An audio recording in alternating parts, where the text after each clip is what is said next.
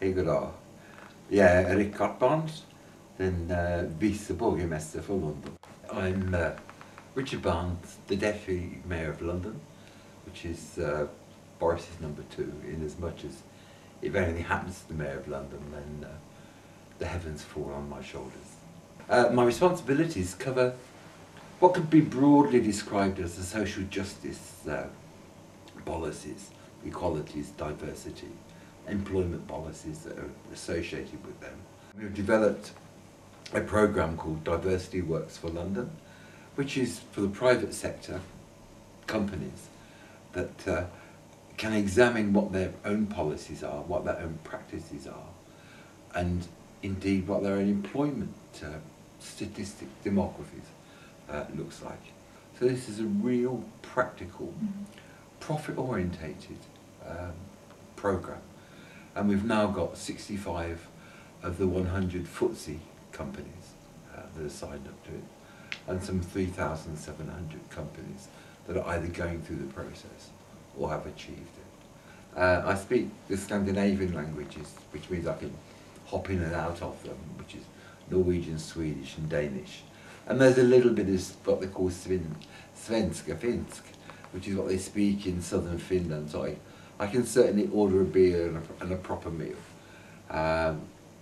My French has a limited vocabulary and an awful English accent, I think, and I'm learning sign language.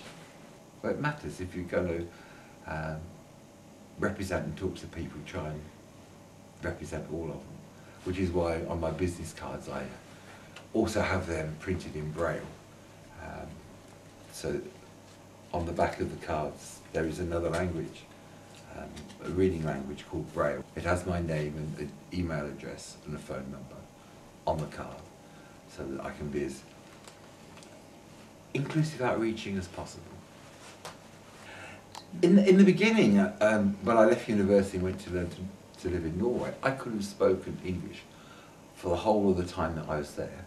But I do think that one, there's a base courtesy to endeavour to speak the language of the country where you're living in. You can actually take part in what is happening. Even if it's listening to the radio or watching the television, you can understand what is going on. You can talk to people. You can go to a restaurant and the theatre and enjoy yourself. In addition to that, it's obviously very, very useful in business and the exchange of information. As you know, when I went back to England, I became a salesman for a multinational company, and I could travel Europe and parts of the Middle East and talk to people. And if you want to be successful, communications is the key. Yes, I was stopped for speeding just outside Oslo, and I could explain away my criminality quite fluently to the police officer, and he was so impressed with my accent and my use of Norwegian that he just gave me a caution, not a fine.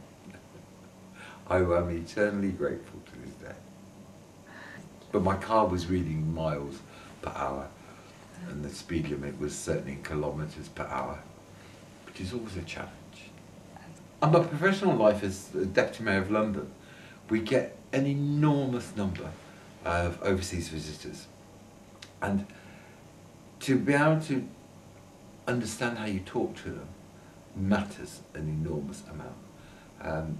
By speaking a number of languages, okay, when we get Scandinavian French visitors, and I speak to them in their own language, which always comes as a surprise, because the English don't have a very good reputation for users of language.